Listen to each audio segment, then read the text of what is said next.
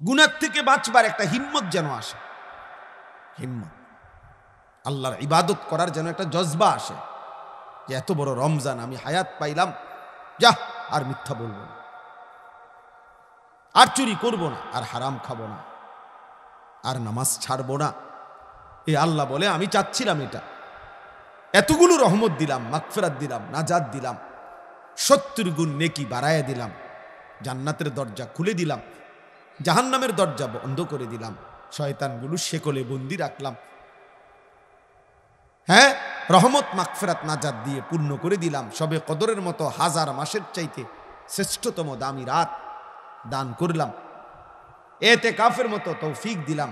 এত কিছুর বিনিময়ে একটা মাস শেষ হইল, আমরা প্রত্যেকের চেহারা, সুরত, চলা ফেরা, আচরণ, উচ্চারণ যেইটা যেমন ছিল যদি ওই রকমই থাকে, তাহলে এই রমজান কারু দিয়ে গেল? বলে, আমার কথাটা বুঝছেন নি? ছেলেরা, বাবা তোমরা বুঝছো নি? বাপ, আমার বাবা বুঝতে শিখো, তাইলে বাপ এই রোজাটা কারু ফ্রি দিয়া গেল? এই রোজা রাইখা, রোজা রাখলাম, তারাবি পড়লাম, ইফতার করলাম, সাহারি খাইলাম, কই আমার আচরণের মধ্যে কোনো পরিবর্তন হলো না কেন? মান লাম ইয়াদা কাওলা যুর ওয়াল আমালা বিহি ফালাইসা লিল্লাহি হাজাতুন আন ইয়াদা তাআমাহু ওয়া শারাবা। নবীজি বলেন, মিথ্যা বলা, মিথ্যা আচরণ, মিথ্যা সাক্ষ্য, মিথ্যা যাবতীয় কাজ যে ছাড়তে পারলো না, এমন ব্যক্তির খাবার থেকে বিরত থাকা আর পানীয় থেকে বিরত থাকার কোনই প্রয়োজন আল্লাহর কাছে নাই। ফালাইসা লিল্লাহি হাজাতুন, আল্লাহর কাছে এর 2 পয়সার কোনো দাম নেই। নবীজি সাল্লাল্লাহু আলাইহি সাল্লাম বলছেন, আপনারা কত শুনছেন ওয়াজে, রমজানের শেষ দিন নবীজি মিম্বরের উপরে দাঁড়িয়ে আমিন বলছে 3 বার, শুনছেন না এই ওয়াজ? এটা কথা বলেন না, ইমাম সাহেবের কাছে শুনছেন না? তো এর মধ্যে জিব্রাইল বলছে নবীজিকে একটা কথা হলো এই যে, ইয়া রাসূলুল্লাহ, রমজান যে পেল অথচ গুনাহ মাফ করাইতে পারলো না,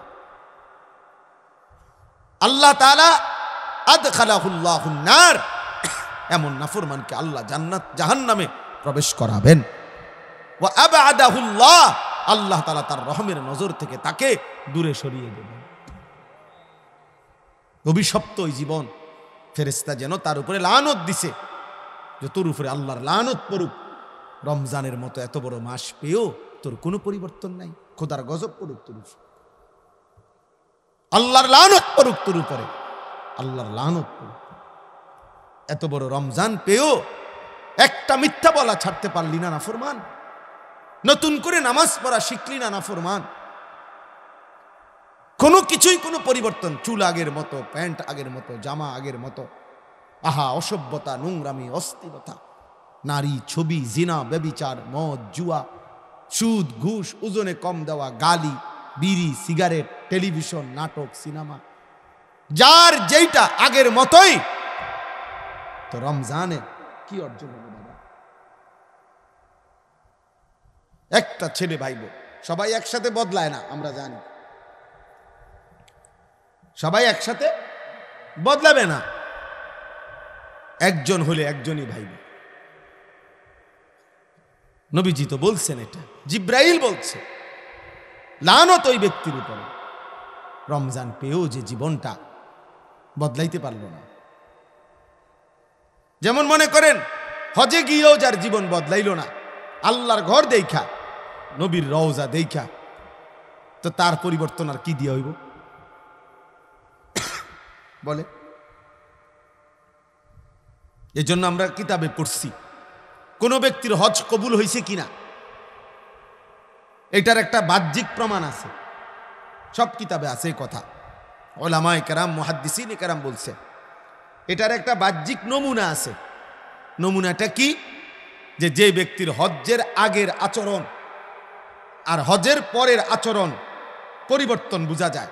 দেখা গেছে লোকটা আগে চা দোকানে আড্ডা দিত, বিড়ি খাইতো, সিগারেট খাইতো, গালিগালাজ করতো, টেলিভিশন দেখতো, নাচ গান দেখতো, সুদ খাইতো, ঘুষ খাইতো, কিস্তি নিত, হারামের সাথে ছিল। আলহামদুলিল্লাহ এখন হজের থেকে আইসা সব ছেড়ে দিছে, আল্লাহ বিল্লাহ করে, নামাজ রোজা করে, তাসবিহ তেলাওয়াত করে, বুঝাই যায় চেহারা। তো উলামায়ে কেরাম বলেন এটা প্রমাণ করে যে আল্লাহ তাআলা তার হজ কবুল করছে। কারণ তার মধ্যে কি হয়েছে? পরিবর্তন হয়েছে। কথাটা বুঝছেন কি না বলেন?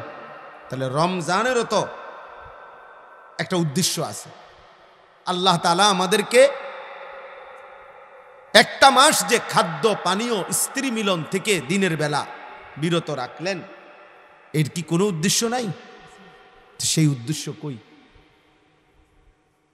সেই উদ্দেশ্য কই? তোমাদের ছেলেদের চেহারা দেখলে বলো বাবা, পরিবর্তন কোথায়? রমজান পেয়ে পূর্ণ এক মাস রোজা রেখেও কেন নামাজ পড়তে পারলা না? কেন পারলা না? রমজানের ওই দেখেন মোবাইল ধরেই রাখছে। মানে কিছু এত অসভ্য, কিছু ছেলে এরকম এত বেয়াদব, মানে কলিজার ভিতরে যার মোবাইল ঢুকে গেছে, এই অসভ্যর পরিবর্তন কঠিন। ওর কথা হলো, হুজুর তোমার বাপ না তোমার আব্বাইও যদি কয় আমি ছাড়তাম না মোবাইল। মোবাইল আমার প্রাণ, মোবাইল আমার প্রাণ ভ্রমরা। এই ভ্রমরা যদি টিপ দেয়, আগে শুনছি গল্প ছোটবেলায়, রাক্ষসের প্রাণ ছিল কিসে? ভ্রমরার ভিতরে। যে আমরা ছোটবেলায় গল্প শুনতাম না, ওই ভ্রমরা যদি কি টিপ দিয়ে মাইরা লায়, তাহলে রাক্ষস কি হয়ে যাবে? আজ অসংখ্য ছেলে পেলের এই অসভ্যদের জিন্দিগিটা, তার জীবন এটা। তার কোনো মা নাই, তার কোনো বাপ নাই, তার কোনো বংশ নাই, তার কোনো ধর্ম নাই, তার কোনো কোরআন নাই, তার কোনো আল্লাহ নাই, তার কোনো রসুল নাই। তার জীবন একটাই, একটা মোবাইল, একটাই মোবাইল। এই এক মোবাইল তার জীবন। এরপরে এর দ্বারা কি কোনো ভদ্রতা আছে? মানুষ কি মনে করে, মানুষ আমাকে কেমন জানে, কিচ্ছু আমার দরকার নেই। আমি মোবাইল চালাইতে পারতেছি, নারী ছবি অশ্লীল দৃশ্য এমবি আছে, চার্জ আছে, খালাস, নেট আছে। এবার আর আমার সমাজে ইজ্জত আছে না নাই, এটা আমার দেখার দরকার নেই। আমার মনের চাহিদা তো পূরণ হইতেছে, আমার চাহিদা তো পূরণ হইতেছে।